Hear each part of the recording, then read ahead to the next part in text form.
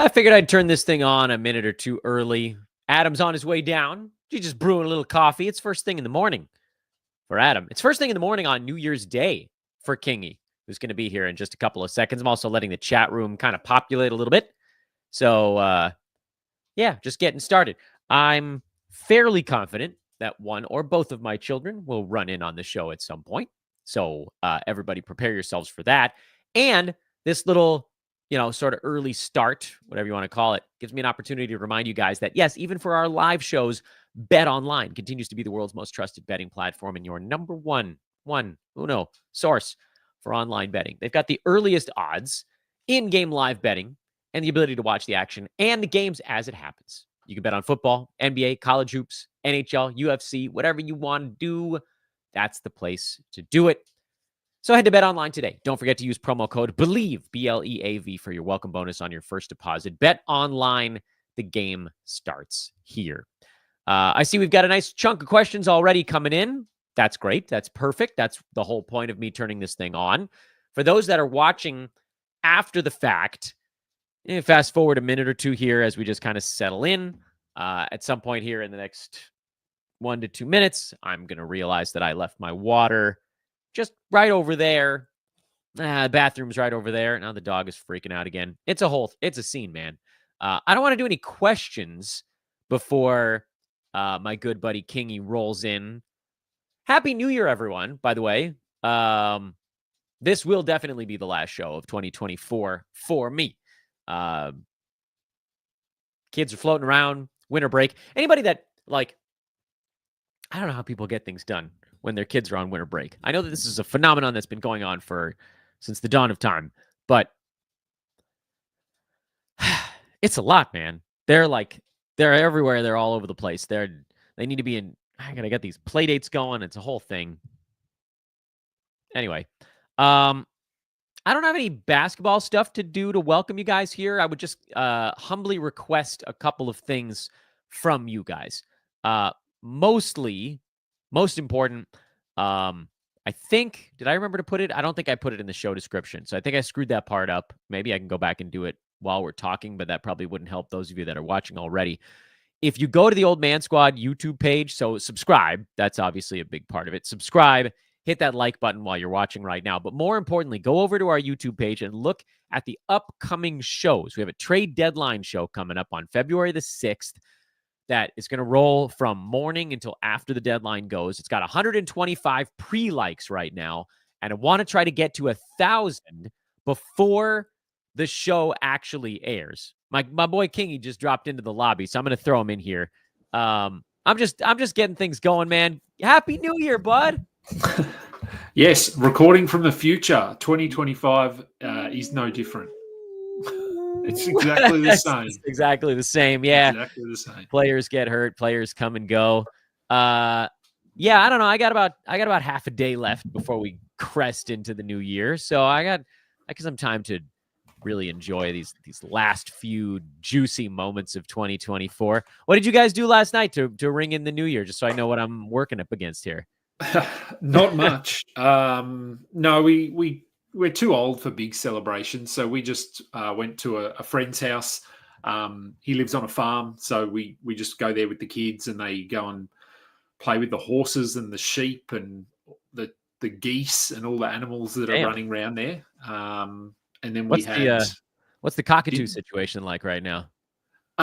It's okay here, actually. Where I've moved into my new space here in the house, I don't get the cockatoos because I'm at the back of the house, not the front. So, yes, I don't get them. He gets a lot of kangaroos. We were surrounded by kangaroos last night, hundreds. Holy of them. Crap! Really? Yeah. They're just because they're wild. They just live anywhere they want to. I mean, I know that this is so from over here in the America, this is how in our minds we've pictured Australia for however long we've been alive. It's just kangaroos roaming, perhaps running things at times. Your bank teller, you might just get the kangaroo every once in a while. It's really crazy to find out that is not just a thing we've made up in our minds. That's actually legit. No, It is. I mean, he lives rurally, so he doesn't live in a built-up area as such. So it isn't That's it so isn't that common. But my daughter, who's 17 and learning to drive, she drove home last night, and it was around about 11 p.m. when we were coming home. And coming from his house to my house, there's a lot of there's some dirt roads and things like that, and you have to drive very, very, very slowly because the kangaroos are everywhere, and they jump out in front of you and they bang into the side of your car if you're not what the careful. crap, man. Yeah, so it's Mother effing kangaroos. there you go. That's There's some crazy. trivia Yeah, for 2025. I think, the other day I drove past a possum. That's about it. No, that's not true. It was a raccoon. That was about as Okay, wild. well, We we get don't get raccoons, so that's exciting coyotes. for We got me. raccoons and coyotes around our place here. There's a Yep. there's a golf course not far from where we live, and so and every once in a while you hear that telltale, like the group of coyotes going nuts, and Okay. it's Well, I got hit coming home from another friend's house who lives in another direction rurally.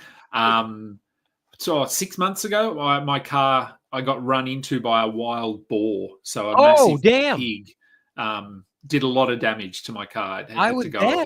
those Yeah, suckers are heavy. yeah. And he was moving. He was moving fast and came out of the dark. I didn't even see him until I Was he hit him, basically. trying, you think, to blast your car, or was it just like don't at that kind? I think it was. I'm not sure, but yeah, it was about $15,000 worth of damage to the car. Damn! So Oh I'm my glad we god! have car insurance pays off. Yeah, is there There's a my boar? tip for anyone. There's a Get car boar clause insurance. in there. Who the hell's calling me? Not now. I'm on a live show. I threw our first question up on the board. I give it a few minutes for things to populate, and they have.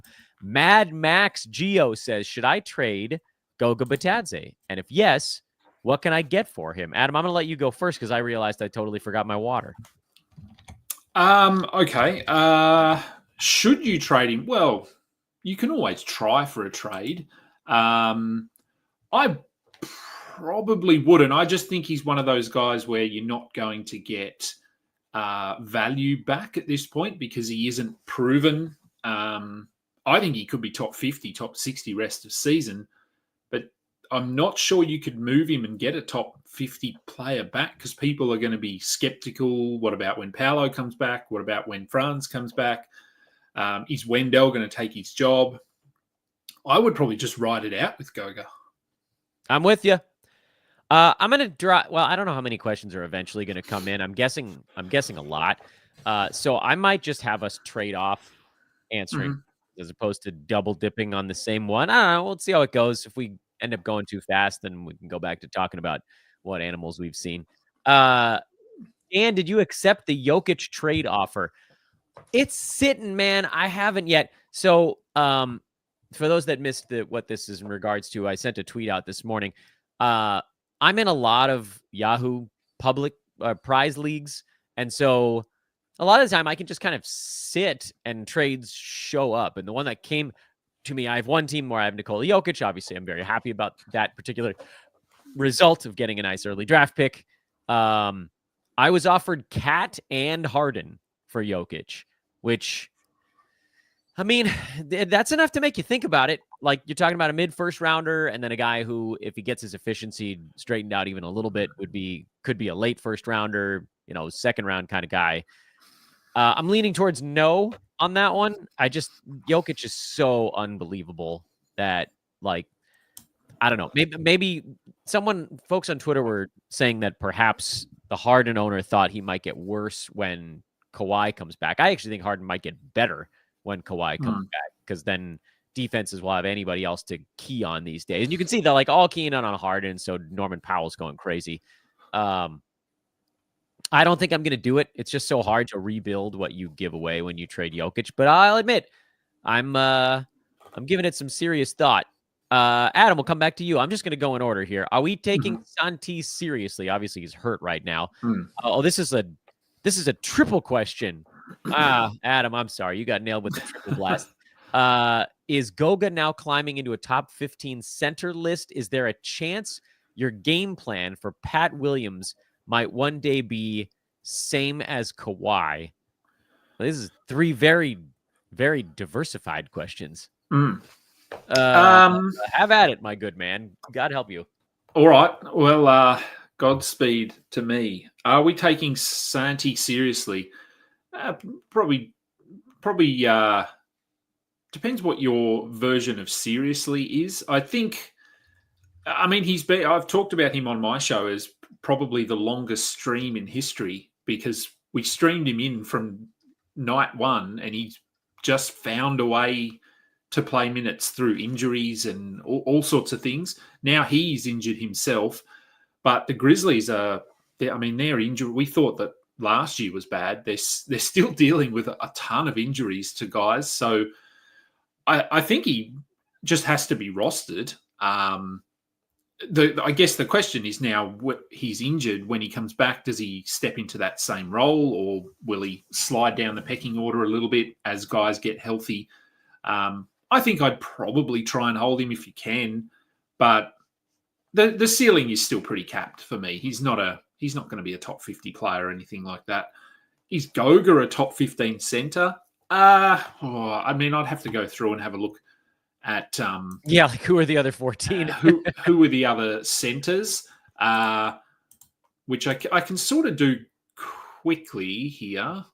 If I look at, if I rattle off some names who are centers: Jokic, Wemby, AD, Cat, Embiid, Porzingis, Mobley. Mobley's sort of a center. Şengün, Sabonis, Holmgren, Kessler. I don't know. I mean, he's probably in the discussion, I guess. Like, I'd have him quite easily over Brook Lopez, over Derek Lively, probably over Jarrett Allen, even.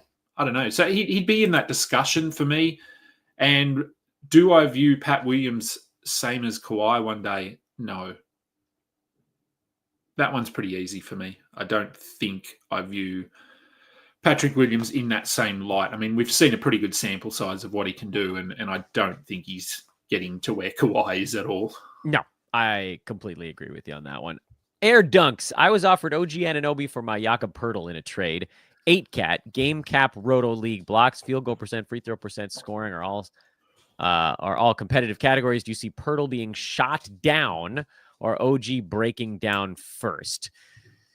I mean, I actually think this is a relatively fair trade. I think I'd probably rather have Poeltl long term, but I have no significant problem with going either direction on this one. I know that's a simple answer to just say it's a fair trade, but sometimes a trade is a fair trade. I don't think that either side's getting fleeced. I don't. People in your league are like, finger wagging. They're just being prudes, man. Trade's a trade. You go with whatever you need. If you need blocks, field goal, free throw, and scoring, probably OG is your guy. I mean, I guess they both do a little bit of those things, but OG a more reliable scorer. Poeltl probably a little bit more reliable in field goal percent. OG certainly more reliable in free throw percent. I mean, this is like, if you like it, you like it. Sometimes you can make a trade just for the sake of making a trade, which is also fun. But I don't know.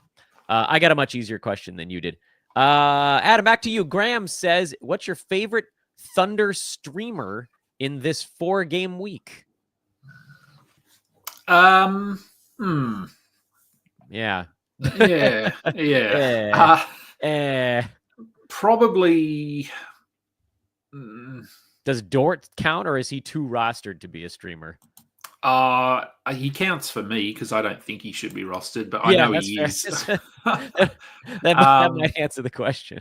Yeah, probably Dort, just purely because he's starting and playing relatively consistent minutes. If it's not him, it's probably Cason Wallace, I guess. Yeah, there's a drop-off after that. There is. I mean, if we knew if Alex Caruso was coming back, that would complicate things a little bit. But, I mean, Caruso's been dealing with this hip thing all season, it feels like. So, I'll say probably Dort if he's available, purely because he's going to play the most. Yeah. Blow the banner out for that stream. Kevin, this one's for me. Head-to-head points league. Traded Cam Thomas and Chet Holmgren for Tyrese Halliburton. Thoughts? Well, honestly, I'm okay with it. Halliburton's obviously a big step up from Cam Thomas, and Chet Holmgren might be back in 2 months, might not. We don't really know. So this is an opportunity to, turn an injured top level guy into a healthy top level guy, and the piece that it took to do that was Cam Thomas. So I think this is generally a winning trade for Kevin, because it also clears out a roster spot, which was previously being held by a player on your injured list. So I'm pretty happy with this one. Adam, back to you. Brian says, is Tari Eason still worth rostering? As I bubble mouth through that question. He's had this injury maintenance stuff going on, and every time he's questionable, he ends up not playing. How do you handle it? It's a weird one, because it's the same sort of injury that he had last year, which kept him out for a significant portion of the year. But it's weird because they keep listing him as questionable rather than, and I know injury reports aren't always as transparent as we would like, but they're not sort of saying, oh, he's going to be reevaluated in 2 weeks, or he's doubtful. It's questionable, which sort of makes you think that they're just seeing how he is coming into each game and going, yep, okay. But to me, that's a bit concerning long term. I think per game, he's obviously worth rostering, but this is a little bit worrying. And while he's been away, other guys like Jabari Smith is playing, well, better than he was to start the season. So even once Eason comes back, what is his role? Is this a 20-minute a night situation? Because that's not enough, I don't think. I'm holding him in a couple of leagues in an IR spot at the moment, and just hoping that we get some clarity on this in the next week. Yeah, I'm doing the same thing for whatever that's worth. Def Jam, how appealing of a dynasty stash is Nikola Jovic? This one I would like for Kingy to address as well. You know what? Honestly, I'll let you double up, because you know me, I'm not a big dynasty guy, and I'll take the next 2 after this one. How do you feel about Jovic? Oh, yeah, I'm not a huge dynasty guy, but I am in a dynasty league, which I think makes me more of a dynasty guy than you. Yep, because by default. Actually, I'm in 3 dynasty leagues now. You are 3 times infinite more Yes. dynasty leagues than me. So where do I have him? I think. My knowledge around this is from Noah Rubin and Matt Lawson and those guys. So I think I'd probably have him as a back end kind of top 120, top 130 player long term. Obviously, a lot of this is dependent on where he's playing, who he's playing with, all that sort of stuff. So there are some variables here. But I think for me, I think he is someone that moving forward will be a rosterable 12-team player in most situations. Sorry, that was I warned everybody that there was about a 90% chance that a kid would appear on today's show, and I was recently informed that my children, I should turn my volume down right now. You're going to hear the furious stream of my older child urinating in the next room over, because my younger child is defecating in the other bathroom. Welcome to winter break at the Besbris house, baby. Nice pee, Ash. Great job. Oh, he's like seriously contemplating, put on a shirt and you can come on the show. Okay. Put on a shirt.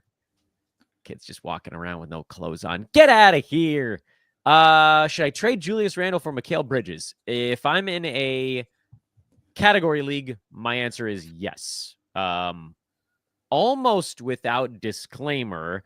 I know that Bridges gets a certain bump because his turnovers are low and durability is high, but I'm just not a Julius Randle guy. And here's Asher. He's making an appearance.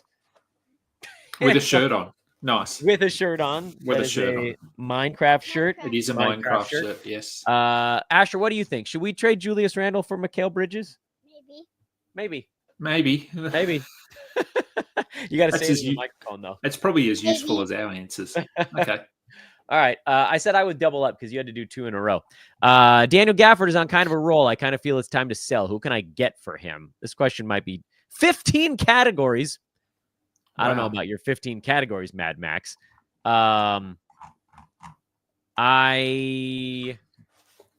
Camera's focusing on your face and not my face right now. I don't know how to make that switch back. Who can I sell? I would sell here, Asher. Say the following. Sell for anyone in the top 100. There you go. Done. Asher has spoken it into existence. Kingy, Galahad is looking for power forward and center stats. Who's a realistic trade target for LaMelo Ball? I mean, any big man in the top 25 you could probably get your hands on.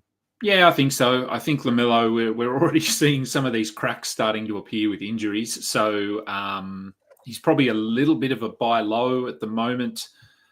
Yeah, I think anyone in the top 25 stats looking for stats who are really okay. So trade targets. Evan Mobley, I think would be okay. Şengün. Don't know if you'd get Jaren Jackson the way he's been playing. Maybe though. I don't know. Those guys would be names I'd consider. I think. Yeah. DJM, is Jose Alvarado worth an ad in 12 teamers? No, I think maybe down the line he might be, but they're gonna have to ramp him up first. You don't have to blow a roster spot ahead of the fact on this one. There we go. Netanel says AD and Kyrie for Jokic and Keegan Murray. Whoa. Adam, what do you do with this one? This is similar to your Jokic trade question, because Keegan Murray to me is just expendable at the moment, the way he's playing. So I don't really even count him in this trade. What would you do, Ash? Do you want the AD side or the Jokic side? AD. Asher wants AD, man. He likes getting 2 first rounders, I guess. I think I might actually take the Jokic side. Sorry, kiddo. Yeah, I don't know. I think it's a fair offer. Because you and what was your offer again? You were offered mine Cat was Jokic. Harden. Mine was Jokic for Cat and Harden. I think I'd rather have AD and Kyrie. Yeah, I would too. I think this is closer. Yeah, I don't know. I think it's fair. I don't know if I do it, especially with Jokic coming off. What did he have yesterday? 2010. Yeah, that's crazy. Hard to trade away a guy that's putting up the value of 3 players in one game. That's crazy. I don't know. I do think it's a fair one, but I'd probably still hold Jokic. Yeah, I think I might too. But yeah, it is pretty close to fair. Oh, here's one Asher can handle. Kel says Happy New Year. Give him a big one going back into the mic. What? Kel, look at the screen. Kel says Happy New Year. Your job, anytime someone says Happy New Year in the chat room, you got to yell it into the microphone. Happy New Year. Bingo. Kevin says, what are some realistic people I can target with Lauri Markkanen right now in a points league? Don't sell Lauri Markkanen right now. Don't sell him low. But I mean, I think you could probably still get top 50. Oh, Asher got bored. He's like, Lauri Markkanen, I'm out of this joint. No, I don't need to talk about Lauri Markkanen. No. All right, go play something. I think you could probably get a top 50 guy for Markkanen these days. Oh, what a shame too, because the next one was another Happy New Year. Call him back to scream it into the microphone. Oh well, so much for that shtick. What's up, Matt? Happy New Year, bud. Steve Steve says, would you rather have Clowney, Grimes, or Rozier after his suspension as your long-term meh guy? That's a new roster spot. Yeah, a meh guy. Gee, I've got a lot of those on my rosters this year. Who would I rather? I don't know. It might be Clowney just for the sort of untapped upside. We sort of know that Rozier is just meh, and he's not getting better than meh, I don't think. Grimes... I like this question a lot. Grimes is... he's so meh as well. And once Luka is back... but I just think in terms of someone who could step out of the meh bubble, it's probably Clowney. Yeah, Gotta pop the bubble. Oh, dude's back. Welcome Ooh. back. You totally made her yell Happy New Year at Matt Carmody. Happy New Year. Why'd you say? Oh, you want to do it in your fake Vin Scully voice? No, okay, never mind then. We did that one already. Def Jam's back, baby. Is Cam Johnson breaking out or just using his opportunity with the Nets? Can this be expected elsewhere if he remains a starter? No, he'll take a hit. There's almost no place he could go where he would have the role he had on the Nets with Cam Thomas out. Oh my God, they're multiplying. Whoa. Hey Theo, welcome to the fray, bud. Now I got all my kids. By the way, this is the reason that folks should be watching Theo's done. Oh no. Yeah, he didn't care. I'm waiting for Jess to step in on your left, and then she's the only family member that's not home. We got the nanny Allie is here, but I don't think she wants to go on the YouTube feed. Let's see. The answer is no. I would expect more of like the Cam Johnson good Phoenix year, which was like more 75 range Cam Johnson. So I don't think he's going to turn into a turd. But he's not gonna be number 35 or whatever he's been lately. Let's see, what do we got? This is the next one for you. Ning asks you, Adam, what is the trade value of Luka Doncic now, and how does it change as we get closer to his evaluation timeline? As in, what kind of player would you offer to get Luka? If you're trying to get Luka, now is the time to do it. I wouldn't, as we get closer to his return, if we say, okay, we know he's 2 weeks out, then trade value goes up. As of where we sit right now, we don't have a timeline. We have a reevaluation timeline, but that is not a return timeline. So I think if you're trying to trade for him now, I'd only be doing it if you can afford to stash him, because reevaluation, he might not be back till after the All-Star break, if we're being honest, which is 6 weeks, 7 weeks, something like that. So that's a long time. Fantasy playoffs start early March for a lot of people. So you're really only getting him for 1 or 2 weeks of the regular season. So if you were trying to get him, I don't know, throw out a top 50 player, maybe.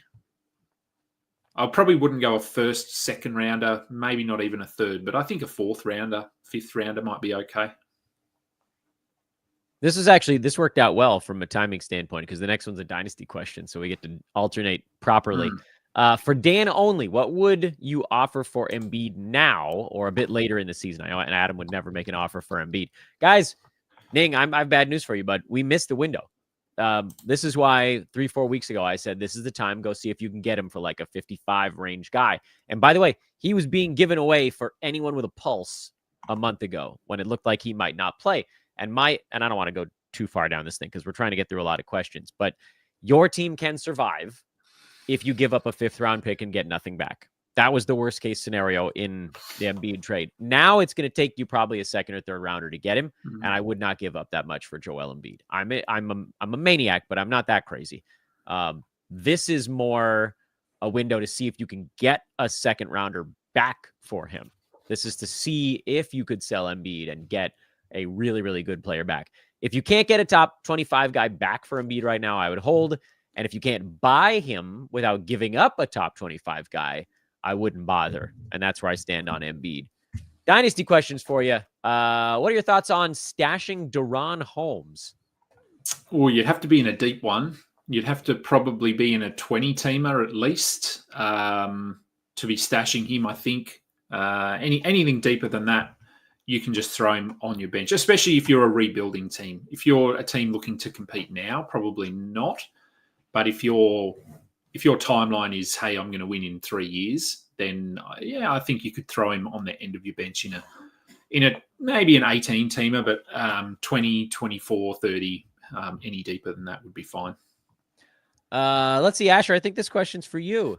It's Ning says, I got to log off and listen to the show later. It's 4 a.m. here. Can you yell good night into the microphone? Good night. That's much better. I like the energy in that one. Steve says kangaroos are like deer here in the U.S. Yeah, actually, that is a good comparison. Deer are always jumping out, getting in the way. Yep. But they don't know how to box. So no, you win. Yeah, we have some pretty scary kangaroos here. Yeah.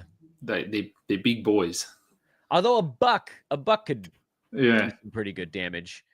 As we always saw that we used to see deer out on the golf course. When I used to play with my buddy, my good friend from high school, is his grandfather, who's long since passed away, was the lead attorney at a country club. So we weren't members of the country club. Which one? I'm not going to give out their names on a live show, sweetheart. But we used to play. I mean, we were dumb high school kids. We used to play a country club golf course without being members there. But there were always deer, and the only thing they told us was, do not get anywhere near a baby deer, a fawn, because there is an angry parent lurking nearby, and that's how you get shivved. Jake Burney says Norman Powell and Trey Murphy, are they sell highs? Yes, with the caveat that who knows if the Pelicans ever actually get healthy. But the general idea there is if you assume their teammates do eventually get healthy, for Trey Murphy, Brandon Ingram, Zion Williamson, two very high usage guys that are not there. And obviously for the Clippers, that's Kawhi. Shining Knight, who, by the way, earlier on said, yes, love Kingy, just to butter you up here before I give you his question. What player do you reckon is a nice buy low? And if I have a couple of players with 3 games on the final week of the playoffs, holy crap, this is a complicated question, Shining Knight. Do I try to move off them for players with more games? Why don't you just ignore the first half? Sorry, Shining Knight. And Adam, what are your thoughts on playoff schedule decisions in January, basically? Yeah, it's a tough question because you have to make the playoffs for this question to matter. So you have to weigh up production now or production in March, and do you trade away someone who is producing now but only has 3 games at the risk of getting someone who is maybe not as productive per game, which could hurt you in the next 2 months and leave you short of the playoffs? So I think if you've got a couple of players with 3 games, you could maybe look to move off one of them, but I wouldn't just be looking at playoff schedule and going, anyone with 3 games, I need to move you. Unless you're sitting way at the top of the standings, clear, and you're pretty much locked in for a top 4 spot, then you could start to focus a little bit more on that. But for me, I don't pay ton of attention to playoff schedule unless I have 7 players who have 2 games or something like that. Then I would, but other than that, I'm not too worried. Young Damien says, DeAndre Hunter, Mikhail, are they sell highs? What could I get back? I don't think you're going to get anything back for DeAndre Hunter because he hasn't been good enough for anybody to believe that it's real. I think you should just ride it, see what happens. Looks like he has a pretty comfortable role. Field goal percent probably ticks down a little bit, but I see him as a top 100 guy. Mikal Bridges, also a sell high. His colossal effort on Christmas kind of being like the big everybody saw it kind of moment. If you can get a top 70-ish guy back for Bridges, that's probably the target I would take there.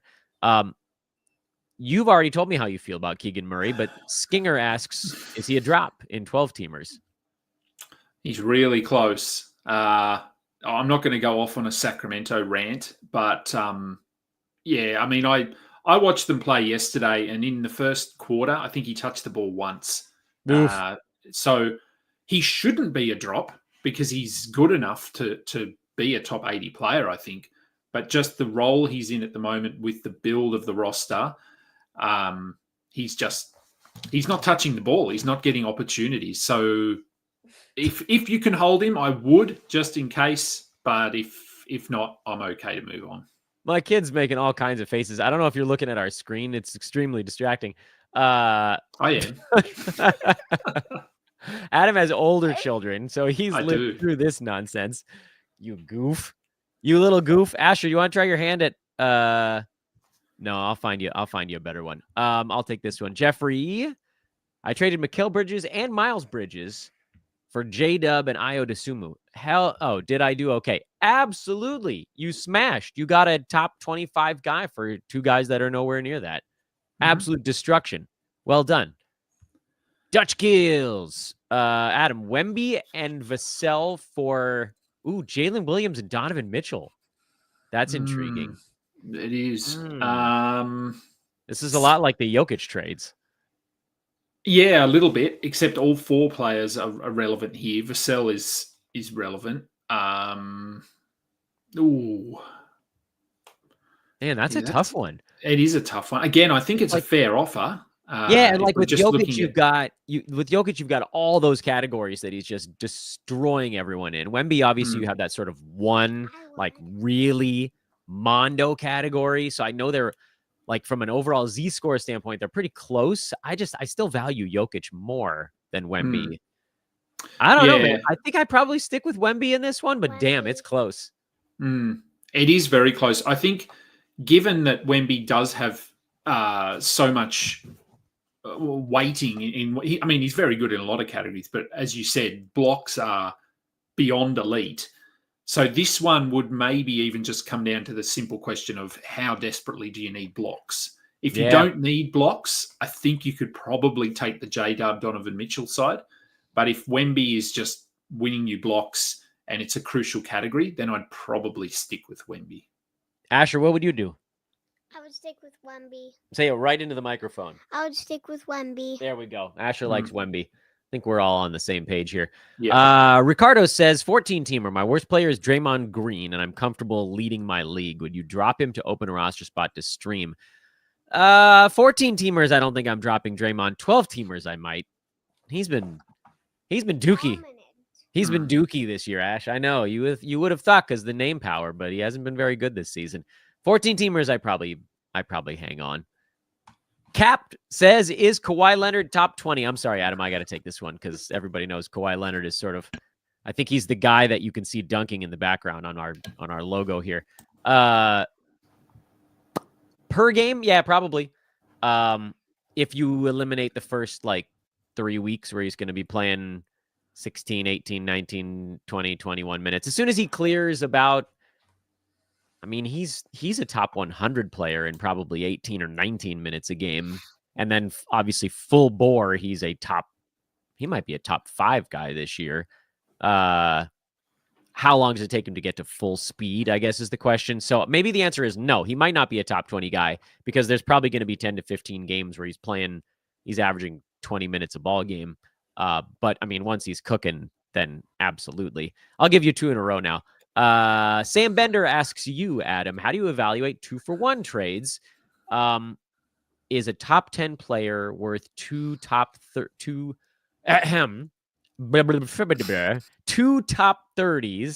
or is it more like 2 top 50s? Asher wants to try to get a top 10 player for a pair of top 50s, but you know, Asher's into fleecing his opponents. That is fleecing.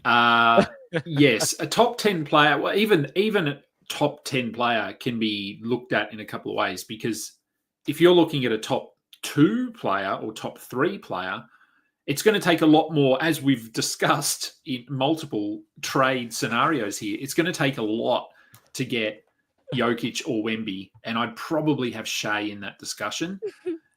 But if we're looking at getting, I don't know, Jason Tatum, it's not going to take as much, I don't think, to get a Jason Tatum as it would a Wemby or a Jokic. So 2 top 30s Adam's might trying to get focus. it done. Oh, I don't care. I've worked with kids for 20 years. I guess.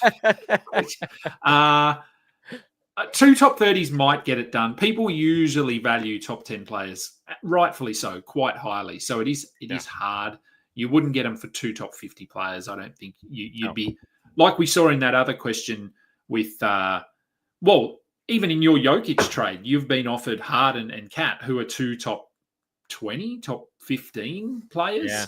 And you're probably leaning on the no side of that. So it does take a lot to get a top 10, even more so for a top 5, top 3 player. Yeah, and the funny thing too, we've got sort of a top. Asher, you got to be careful when you're handling my hand that's touching the mouse. We got a top 3 right now: Jokic, Wemby, and Shea, that are so far out ahead of the other guys, even in the first round, that it's like another tier of how to think through what player valuation might be. Shaquille, Ash, there's a dirty letter in that one. WTF is wrong with DeMar. Asher, if you say one of those words, you get sent to the timeout chair. So Shaquille, I got to send you to the timeout chair on this podcast. It might mean, maybe it means why the face. Why the face? is wrong with DeMar. Yes. Yeah, Yes. that's obviously it. Kings are a full team-wide slump. Don't say what you're about to say, Ash. Oh, you know it. Yeah, you know what it means. Even your 4-year-old brother knows what it means.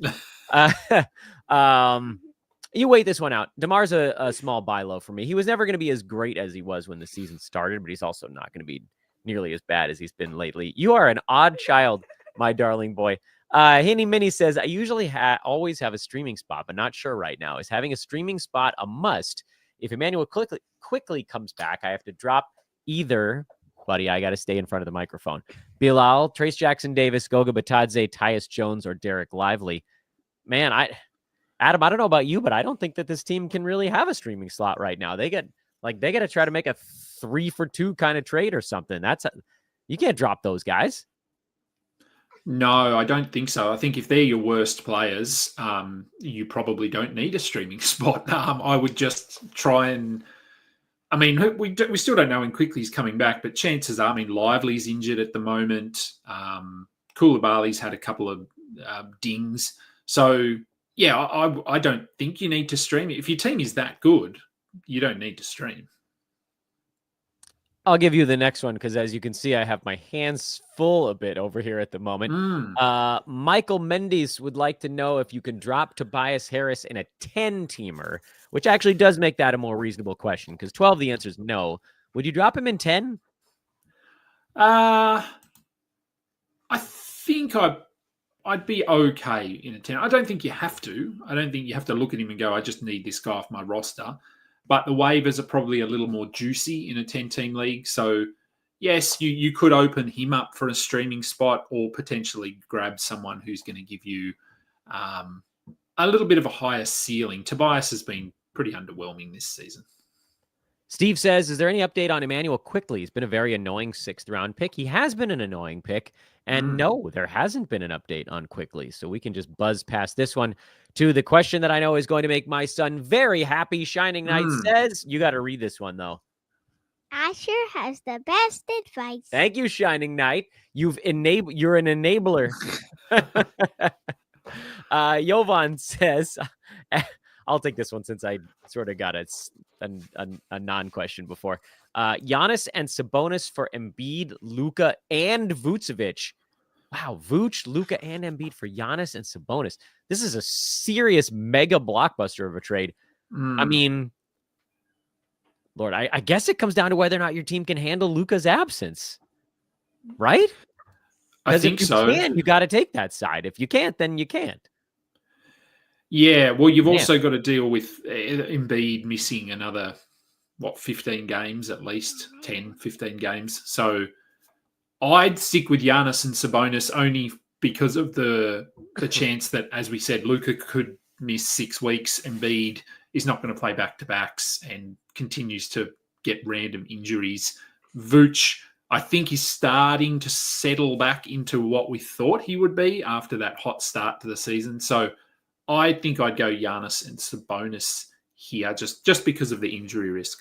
Asher, what are you doing on this one? Are you going Giannis side or the Embiid side? Embiid. Oh, riverboat gambler, boy. Carson, what will Tobias Harris's value be for the rest of the year? I got him around top 85. That's my quick answer. John C. Adam, when do you think the Blazers will start shutting players down? Well, Jeremy Grant didn't play yesterday. Welcome to March. It's yeah, it'll come eventually. I'd say after the All-Star break. So probably late February, early March. I think we actually answered the next one. John Pinto. He sent $1.99. John, you didn't have to do that, bud. I'm at Asher. You want $1.99? Kinda. All right. Well, I'll give you 99 cents then. Sabonis and CP3 for JJJ and Pascal Siakam. We'll both answer this one, John, because you threw a couple of shekels in the coffer here. Man, this is a really fair trade. This is like a top 12 guy and a top 50 guy for a top 12 guy and a top 50 guy. Personally, I think I like the JJJ and Siakam side more. which is weird, I know, to hear from me because everybody knows how much I love CP3. But I'm also a pragmatic fellow who understands that Chris Paul is a bit of a hamstring ticking time bomb. And so I'll just go with the guys that I think play more games the rest of the way. And that'll be the two guys that are a little bit younger. Adam, how do you feel about this one? Yeah, I agree. This one's JJJ Siakam for me. Yeah, I mean, Jaren Jackson's been phenomenal this year. So, and Siakam quietly has been a top 40 player without too much effort. So I think I'd go with a little bit more assuredness with JJJ and Siakam. Paul says, should I trade Jokic for Cat and Garland or Cat and Jalen Johnson? Not Cat and Garland. That's not enough. No. Cat and Jalen Johnson is close. I mean, I might consider that one. Should I? Oh, it's a points league too. I don't think I'm doing it. I still think I'm keeping Jokic. He's Jokic. He is Jokic. Again, and I think this probably goes back to that question about what does it take to get a first rounder. This is another good example of that because we're looking at two top 15 players for the best player, arguably first, second best player. And we're debating it in a points league. I guess it's a little bit different. I'd probably 90. I don't know. I think I'd consider it in a points league. It's a little simpler. You can just do the math. You don't have to worry about categories as such. So, and I'm just looking at basically averages. And Jokic is obviously right up the top this season in a points league, 64 points. And this is standard settings, 64 points. Cat is close to 50. Jalen Johnson is 45. So that's 95 for a 65, which means you'd need to be adding a 30-point player off the waivers. So have a look at your waivers. If you've got guys on there that can get you 30 to 35 points a night, then consider it. But if not, just stick with Jokic because if you can get 90, if you can get that many points from one guy, it's usually better because you can then open a streaming spot. Yeah, well, you want to be on YouTube, you are on YouTube, kiddo. What kind of lines can we expect from Noah Clowney the rest of the way? That's a good question. He's really been kind of leaning more. Have a complete channel. Yeah, well, you're on mine now.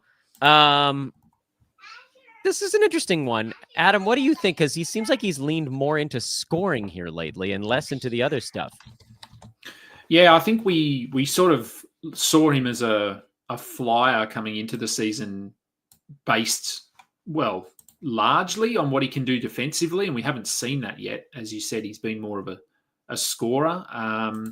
Rest of season, I don't know. I think we get maybe 13 to 14 points with 6 rebounds and a block, maybe 1.2 blocks at one point. If he could push up to 2 defensive stats with 14 points and 6 rebounds, I think that would be best case scenario. We may get a little bit more in the last month or last 3 weeks if the Nets just completely tear it down and throw Clowney out there for 36 minutes a night. But if we're looking at next month to 2 months, I'd be happy with sort of 13 and 6 with a block. Alec asks, what's the price for Luka? Is LaMelo too much to send with shutdown concerns? Yeah, I wouldn't give up LaMelo right now for Luka. I mean, you're looking at way too long of an absence. See if you can get Luka for a third. I don't think fourth is going to be enough. It's probably a third rounder right now. That's the quickie response there. All right, we're going to go into a little bit more of a lightning round now as we approach the 50-minute mark on our mailbag, and I see that I'm still about 20 minutes behind. Yeah, that's Def Jam. He says, thanks, guys. Appreciate your responses. Did you want to read this one, Ash? You can read. Okay, he says, Merry New Year. Happy New Happy Year! Is LaMelo someone we should consider getting off of for the fantasy playoffs? My league is very scared of him. I'm not as scared. I mean, the Hornets have been tanking for a half decade now. I don't Like if he's healthy, I think he plays most of this year. And like, what's the point at this juncture? Another shutdown? Hey Theo, what's up, bud? He's back. He's back. Cow Chad says Dan using adorable children for views is diabolical, and I love it. Now I've got them all, baby. This is the whole crew. Bespectacled Besbrises. Yeah, we got wonky. I don't have any. No. They're around. You just don't know. They're around. Oh yes, they're around. I think my son I just saw him run past a window. He's probably going out to the trampoline. Oh, there you go. Ooh, that sounds hopefully my daughter is awake because she has to start work in an hour. Oh, it's back. Oh, see, now you're getting into it. Now Asher's doing a little broadcasting. Amen Thompson or DeAndre Hunter in a 10-teamer. Oh, that's a tough one because Thompson obviously has the way higher ceiling between the two guys, but the Rockets have also been incredibly healthy to this point in the year, and that's kind of capped them out. I'm going to take the production right now. I'm going to take DeAndre Hunter, which I know, surprise, surprise, the old man Besbris takes the very conservative play here. I'll give you this one. How about Amen or D'Lo? Ooh. D'Lo.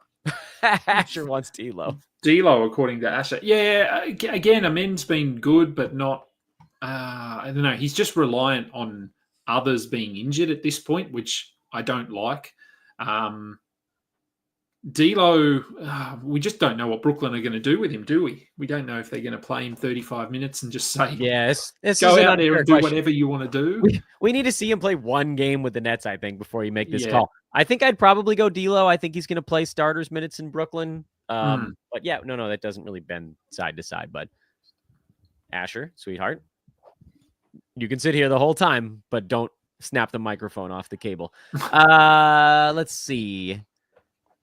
He's back. Theo's back. Edmundo says hello. Theo, can you yell hello? Hello. Nope. He ran away. We got one from Asher, but not from Theo. He's gone. Coach Mo, is Max Strus a drop for John Conchard, Noah Clowney, Dorian Finney-Smith, 18-teamer? Hell yeah, he is. Yep. Noah Clowney, right, Adam? Yep. Yeah. Yep. Shining Knight says he appreciates the answer. Kingy, there we go. Okay, Asher says he'll be right back. You could have just told the listeners that, bud. If you're going to be on the YouTubes, you gotta address your audience. Ire says definitely looks like your son, Dan. Yeah, I mean, if I painted my glasses blue. This one's for you. 30-team Dynasty. Chad's competing for the first seed, which pays nicely. Hello, Theo. 2 matchups per week, currently third, 22 games back. Second is 21 games back to be continued. Oh, it's not a question. It's just an update on the previous thing. Yes, I'm going to bring in another guest on the show. Was CJ Randall and Cam Johnson for Kyrie an overpay? I'm actually okay with that. Adam, how do you feel about that one? 3 for 1. It is a 3 for 1. I'm going to show you my shirt. Okay. Sorry, Adam. No, we can see it's a Tom and Jerry. Is that a Tom and Jerry shirt? That is a Tom and Jerry shirt. It is. Bong, as he throws his shoulder into the microphone. Hello. This show's hit the skids. I'm going to mute my side for just a moment while Adam answers the question. Okay. My answer to the question is, is it an overpay? No, it's always tough giving up 3 players to get 1. But we have said Cam Johnson is probably a bit of a sell high. CJ, probably a bit of a sell high as well. Randall is Randall. Kyrie's a first rounder.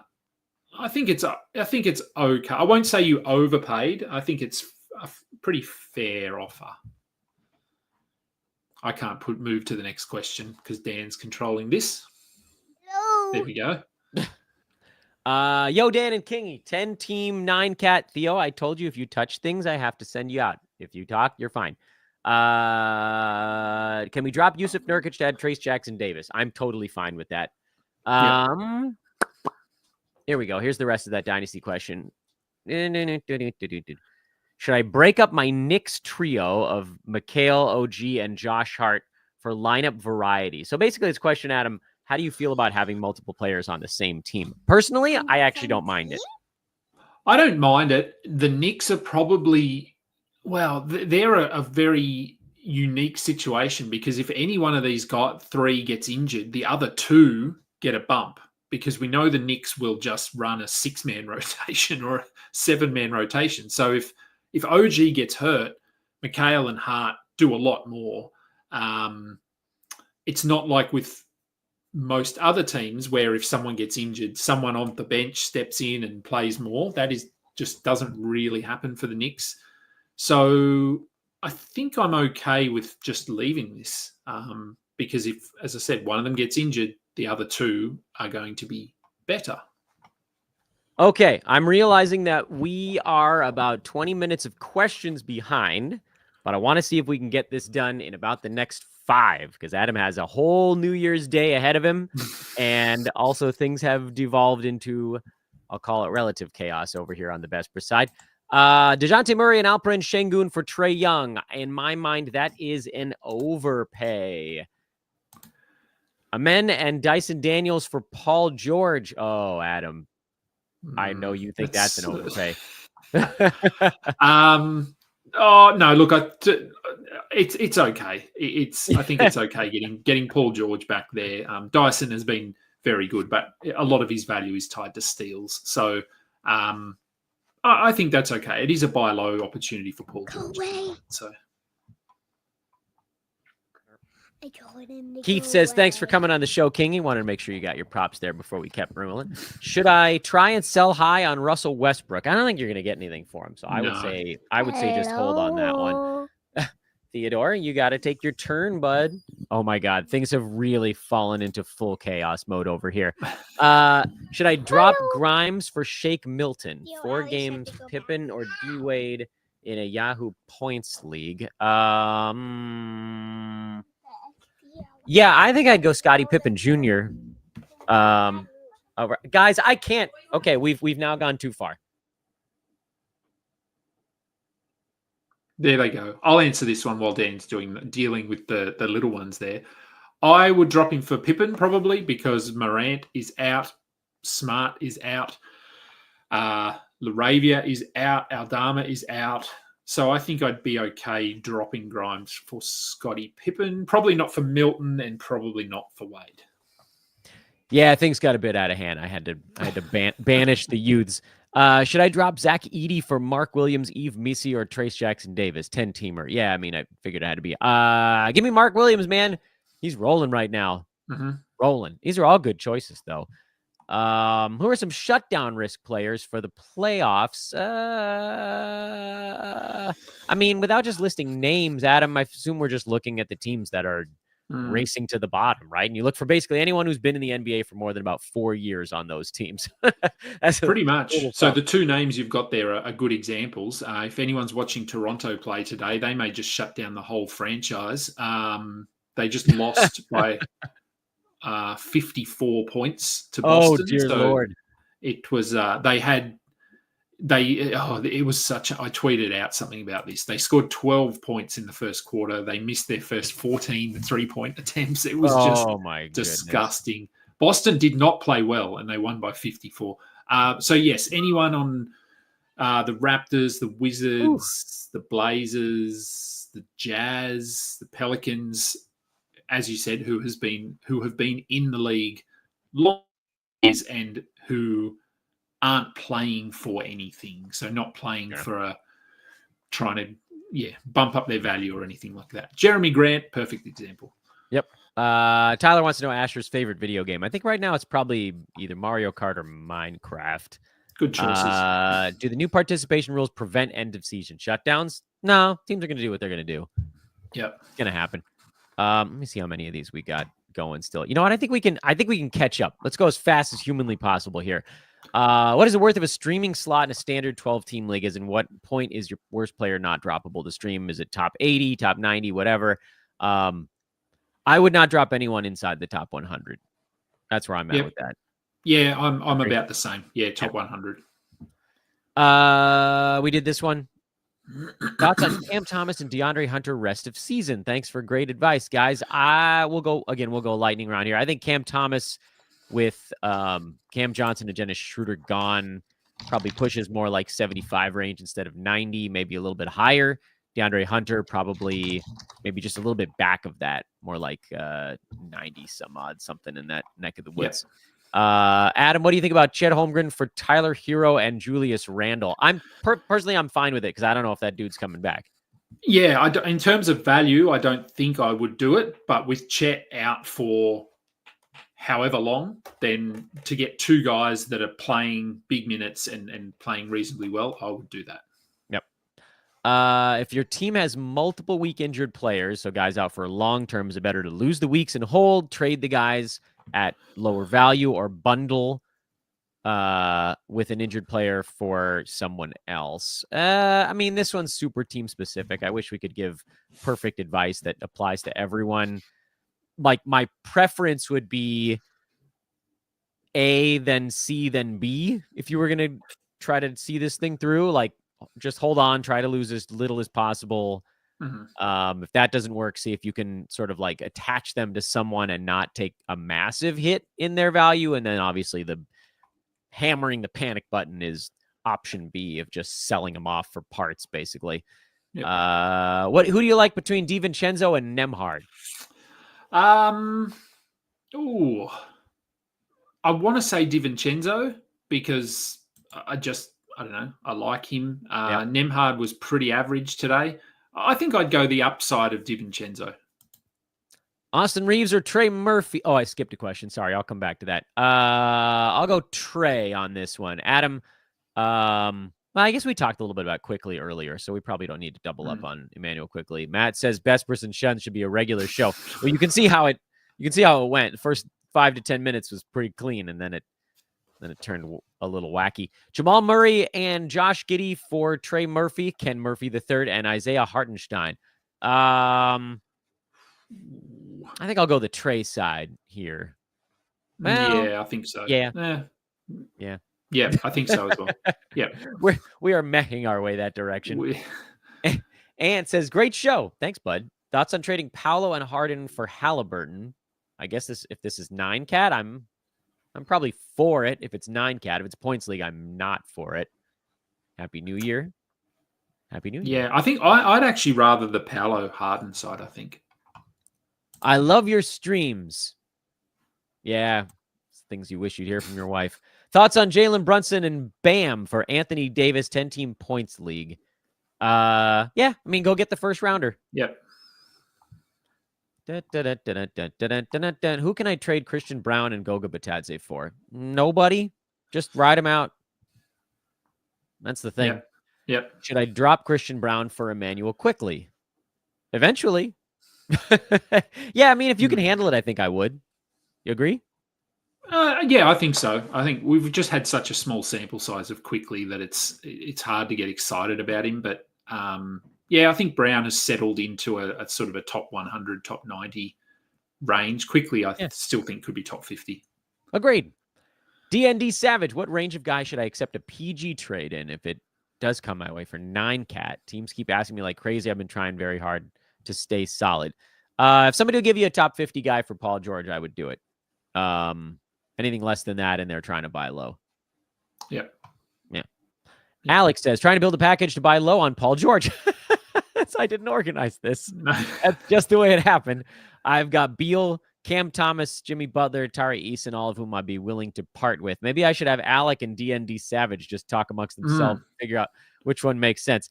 Beal for PG, I think, could work. That's fair enough. Like, Beal's got some per game potential, but he's banged up. You're going old for old there, basically. I don't know if either side is going to want it, though. If I was going to rank these guys, this is me doing my lightning round iteration of this. I think I'd go Paul George is my top guy among all of these names. Then Butler, then Beal, then Cam Thomas, and then Eason. And the Eason one is just because I have no idea if he's going to be healthy at any point. Would you flip any of those bodies around? No, that was the order I had it in as well. Vitor says, have you ever considered doing a Restaurant Impossible Kitchen Nightmares style show where you help people fix or improve their teams? That's actually a really funny idea. The problem is that these things take a lot of time. Like, we would need to do it over an entire season, and then someone would have to edit it together, and then there'd be like a voiceover of me going, we went back behind in the lab with Jeremy's team, and we tore out from the studs. And here we are in January, and now suddenly, like, he's got Wemby and Jokic and like 3 other really good players. It's like, we made 42 trades over 15 days.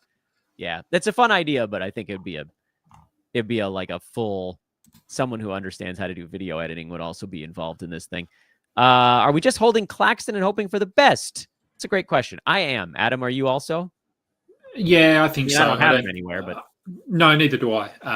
But I don't think you'd get anything close to value if you tried to move him at the moment. D&D Savages, I have Beal too. Sorry, I guess you're not taking Beal back. No. Coach Mo, should I trade DeJounte for Jimmy Butler? No. Those guys were drafted around the same spot. DeJounte a little bit earlier.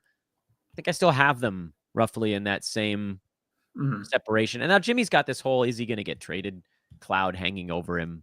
No, I think you want. Yeah. Send it the other way around. DeJounte for me has been, other than his shooting, he's been fine. If you look at his peripheral numbers, they're very good. Assists, rebounds, steals are phenomenal. He just can't hit a shot. So he will be better.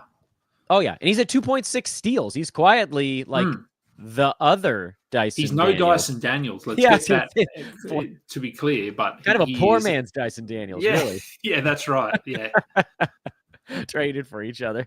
Vitor says, that came from me spending hours trying to conjure a trade for JJJ. I can't seem to find the right deal. Yeah, I mean, we often can't either. Every trade I've made so far this season has been something that was sent to me, because anything I send out either just sits there for a week and then disappears, or gets rejected because people don't want to trade with the guy who in his email signature has a link to his fantasy show.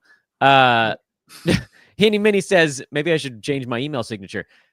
Punt free throw percent. Do you want Tyus Jones or Russell Westbrook? I guess with the punt free throw, you could make a decent argument for Westbrook. That said, I mean, I think you could probably get someone that fits you even better if you're sending out Tyus Jones. What's he ranked right now? 80? No idea. I don't have him anywhere. Yeah, I also somehow didn't end up with Tyus Jones, which is weird because I like Tyus Jones. He just kept getting scooped. Like, I don't know. I mean, you could go spend Tyus Jones to get someone ranked right behind him that's not good at foul shooting, and then try to pivot that way. I get it. Like, in a vacuum, Russ probably makes more sense for that particular team, but it comes down to what the other teams in your league value the certain guys for. Anyway, we're like an hour and 10 minutes deep. There's the rest of a day we've got to handle here. This is the last question. Adam, sorry if anybody posts a question after this. Flying Kiwi, 9-cat. Would you send Paul George for Dyson Daniels, or would you want a second piece to make the trade whole?